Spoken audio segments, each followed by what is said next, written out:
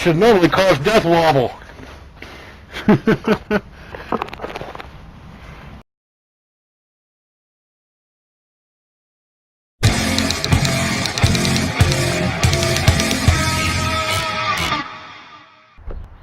Welcome back, everybody, to the open air garage here at Everyday Off-Road.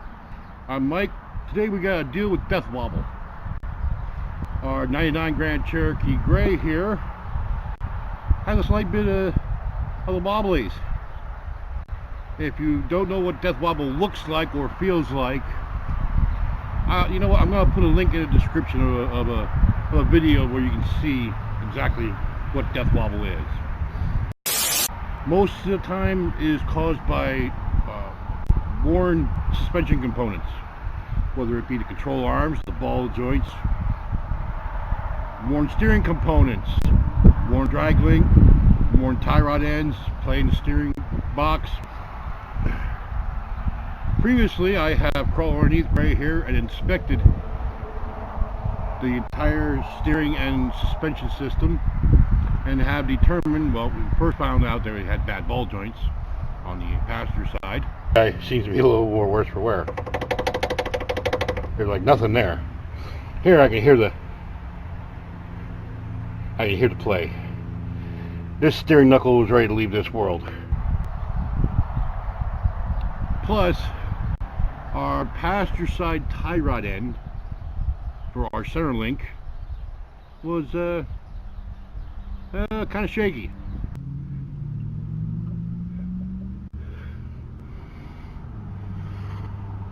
I don't like that. Even perhaps we look into that. Instead of just replacing that single tie rod end, we decided to replace both tie rod ends and the center link in between, only to make installation easier.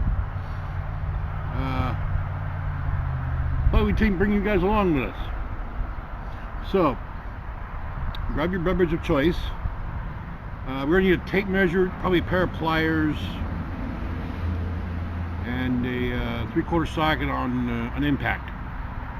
So, I'll bring you back here when we got Gray up in the air and got his tires off, because it does make it a lot easier when tires are off. So, see you in a couple seconds. Okay, we're back. We're now on the driver's side. You can see our tie rod end here. Kind of yummy. That looks nasty. What we're gonna do is we're gonna pop these cotter pins out. We're gonna zap these capsule nuts off. We're gonna take a tape measure from the other side and measure to here, so we can mimic with the new one and get pretty darn close to the front end alignment for the toe end. Pretty close to the toe end. One of the things we need to address, yeah, you really can't see it down there, can you? Right about where the jack is at. Now mind you, the jack is only holding up a little bit of the way of the front axle, because I don't want it to droop all the way down. But right about in there, there's a steering dampener. Let's see if we can get up over here. Nope. Next camera gonna have a light. We have to unbolt the steering dampener, and once we get our measurement and steering dampener unbolted, we can right here, hang on, right here on the steering knuckle, you can't see on this one, but there is a flat machined into it. You take a hammer and you give a couple whacks there, and these usually pop right out. But you know what? I really don't care, because these are getting replaced. I'm going to rail it on here if I have to. I may even hit here. I don't care. This is coming out. It's gone. It's just history. It's Safarito. He's out of here. So, let me bring you back when we got some work done. Thought I'd bring you down here with me. This is the bolt we need to take out. You can see this nice smooth cylinder here. This is our steering dampener. It is attached to the axle on that end. On this end, it's attached to our center link. Really long bolt.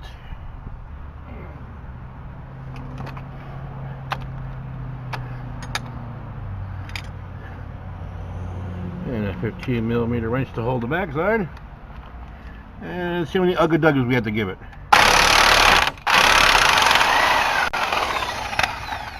Oh, what do you think? Two ugga-duggas?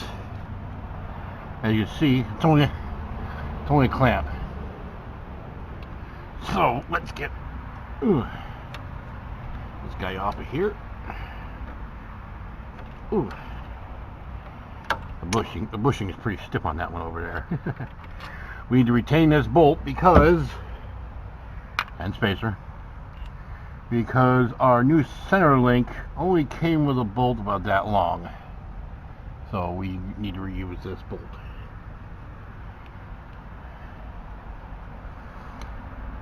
Now, so we gotta just tape measure and measure our distances between our tie rod studs. So we're gonna hook the tape here on the other side over there, and we're gonna measure to here, outside to outside. This way, when we put our new unit in, we get it to mimic that, and we should be pretty close to what we need in the way of toe in.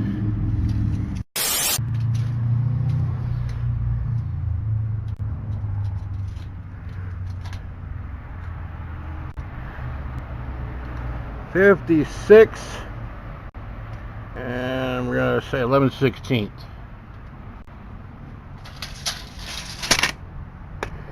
56 and 11/16. Now, on here, you can see the flats that I was talking about on the driver's side, but you can see them a little more pronounced here because they're not covered in grease. But since this is going,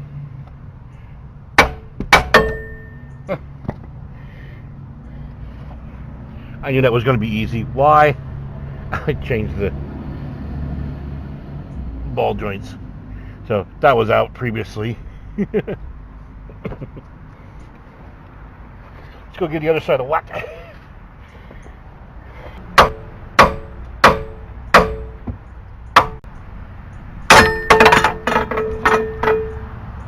All else fails, bash the bolt. Out with the old, in with the new. I just want to thread them in a little bit to make sure that the threads are fine.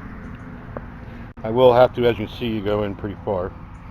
Before I install these permanently, I am going to anti-seize them up, both sides, and even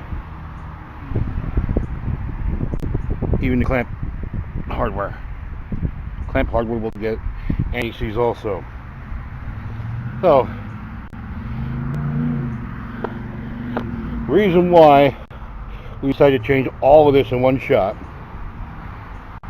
is because that tie rod end was most likely put on the same time as that tie rod end. Has the same amount of wear. If we try to dislodge it from the center link, we can send a stress all the way down here and mess up this tie rod end. So, since the only thing connected to this center link is the steering dampener, we decided to change it all in one shot. So, I'll bring you back when I have my bout with trying not to be a tin man. If you have used anti-seize, you know what I'm talking about, right guys and gals? You know what I'm talking about. So, bring it back in a few. Alright, all anti-seized up. I have it cranked in to 1 inch to the shoulder on both sides. You want to make sure it's even. The last thing you need to do is go make an adjustment and run out on one end. So let's get our castle nuts off and get him up underneath and start attaching him. What do you think? See you in a couple seconds.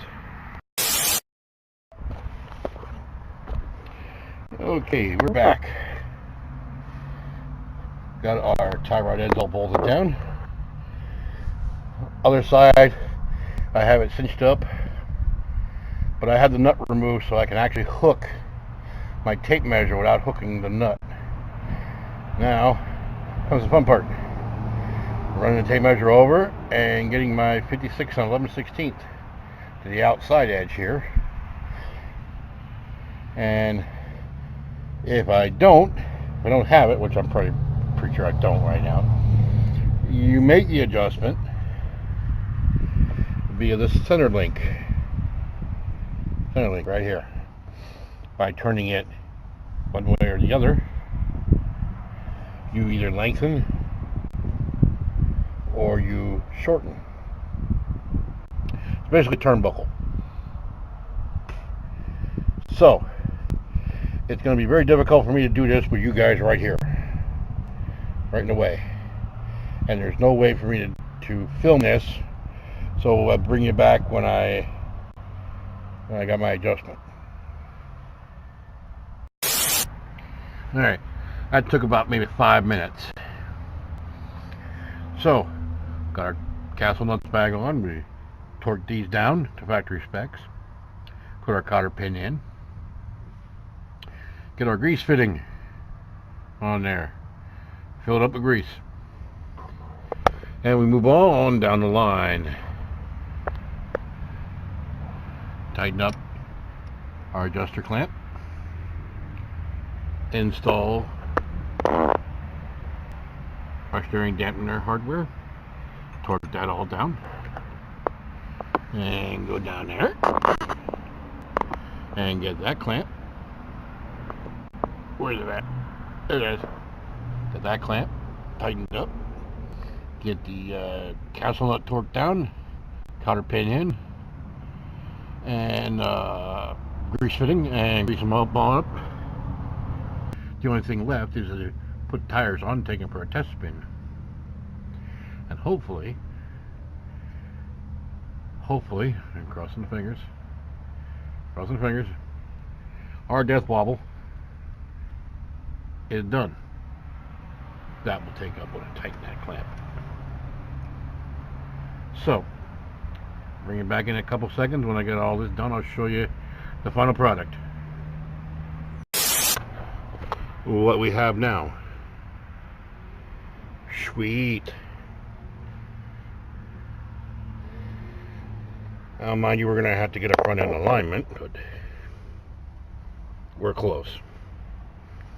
So, go put the tires on, do a little cleanup, and take him for a little zippy zip around the block and see how he likes his new components. Alright, catch you in a few. Alright, finished up just in time. Starting to rain. Wind's picking up. We're going to be getting a decent storm coming in. Just do a little wrap up on the video. As you know, we had death wobble in gray. We took care of the ball joints previously on the passenger side. We also replaced the wheel bearing. In the original video where we did the ball joints, the wheel bearing came apart. It happens. While we were at it, we replaced the driver's side, only because we like doing those kind of things in pairs. We replaced both outer tie rod ends and the center link, and that cured our death wobble. So we're gonna close it out here.